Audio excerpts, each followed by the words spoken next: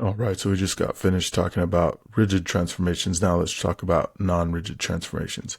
So these are transformations that actually do change the shape of the graph, whereas rigid transformations don't change the shape. And remember, before we added and we subtracted, and we also, that's for shifts, and then we also change the sign inside and outside, right? And those are for reflections.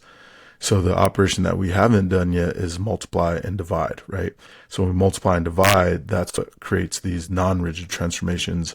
And we call those either stretches or compressions. Different textbooks call them different things. Sometimes you'll hear expand and condense, different things like that, right? So basically, let's try this out. So if I take, I have my red function f of x equals the square root of x, so the square root function. So let's just see if I multiply it by 2 on the outside. So you can see what happens is that's a vertical shift, right? Or excuse me, a vertical stretch. So it basically takes it and it stretches it up in that direction, right? So instead of here my output being 1, 1, now my output is 1, 2. Okay. If I could get right there. Okay. And so that's what happens. There you go. Instead of the output being 4, 2, now at 4, my output is going to be 4, right? As you can see, for each of those points, for every input that you had before, now the output's going to be doubled, right? If I change this to a 3 and multiply by 3, now each of those outputs is going to be tripled. So now instead of it being 1, 1, now it's going to be 1, 3. Okay. Instead of before where it was 4, 2, now it's going to be 2 times 3. So at 4, it'll be 6, right? 4, 6, and so forth and so on. Okay. All right. And the same thing if I multiplied by 4, if I multiply by 5, you can just see it would just get steeper and steeper, right? It would stretch it out to where that part would be steeper and steeper. All right, now, instead of dividing, we don't really divide, but we multiply by fractions, which is the same as dividing, right? So so instead of dividing by 2, I'd multiply by 1/2, okay? So you can see when you multiply by a fraction, a number that's between 0 and 1, then what happens is you shrink the function, right? So so now instead of having a point at 1, 1, now we have a point at, there we go. We have a point at 1, 1/2, right? Or 1.5. Okay. Instead of 4, 2, you would have one at 4, 1, right? Because half of 2 is 1. So again, for each of the same input values, your output is going to be multiplied by whatever this number is in front, right? So in this case, it's a half, right? So we're shrinking it by a half. I could also shrink it by a third. And now it's going to be a third of all those values that we talked about before. Or you can do it by a fourth and so forth and so on, right? So you can see it just keeps shrinking and shrinking the graph. You can also do like other fractions like 3/4 and things like that, right? So it doesn't have to be 1 over, but anytime you multiply by a number less than 1, like between 0 and 1, it's going to have a shrinking effect of the function, okay? So to summarize, for vertical, if you multiply by a number bigger than 1, greater than 1, then it's going to stretch or expand the function by that factor. If you multiply by a number between 0 and 1, a fraction or a decimal, then it's going to shrink by that factor, okay? And remember, those are outside. When you multiply outside, it's vertical, and it's kind of as you would imagine it would be, right? Multiplying by bigger numbers, expand it. Multiplying by smaller numbers, shrink it.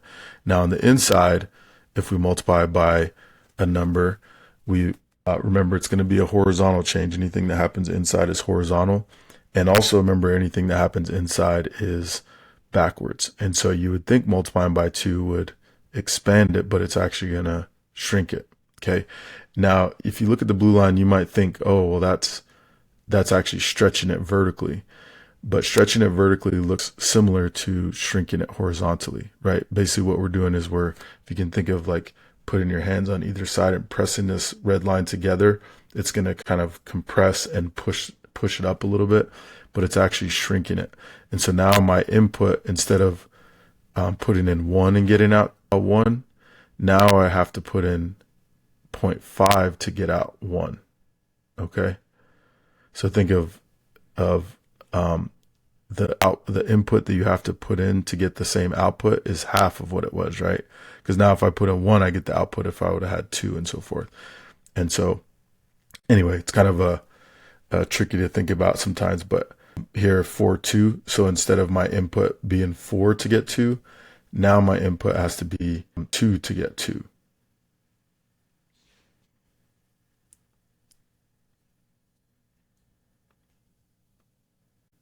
So right here, you can see when my input is 2, now my output is 2, right? So you're having to put in half the values to get the same output, basically, okay? And if I put in a 3, it would shrink it by a factor of 3 horizontally. If I put in a 4, it'll shrink it by a factor of 4, and so forth and so on, okay? And again, it looks like it's stretching vertically, and they're similar, but it's actually a horizontal compression, okay? Now, if I put in fractions here on the inside, it's going to do the opposite of what you think. So now you would think it would stretch it horizontally, but it's actually going to, you'd think it would shrink it horizontally if you multiply by half, but it's actually going to stretch it horizontally. So now if I put in a half here, now instead of 1, 1 being my input output on this new function, now if I put in 2, I get out 1, right? So I'm stretching it horizontally. So you can see it's going to look a little shorter, or it's going to look a little smaller in terms of its vertical, but it's because we're stretching out horizontally, right? If you think of an elastic band or rubber band, if you pull it out horizontally, it's going to look like it shrinks vertically, right? Okay. And so you can see before, if I got 4, 2, so now to get that same output, now I have to go to 8, right? So you can see it's at 8, 2, okay, and so forth and so on. And you can do that with a third. You can do that with a fourth, a fifth, and so forth and so on, right? You can also make this into like 3/5 or something like that, okay? All right, so those are non-rigid transformations. So remember, those non-rigid transformations are stretches and compressions, and they happen when we multiply. When we multiply outside, it's a vertical stretch or compression. If we multiply by a number bigger than 1, it's going to be a stretch. If we multiply by a number between 0 and 1, it's going to be a compression on the outside vertically. On the inside, everything happens backwards and it's horizontal. So if we multiply by a number bigger than 1, it's actually going to be a horizontal compression.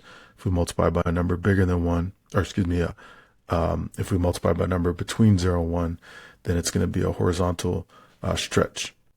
All right, so here's our notes for this that you can see basically just what we talked about.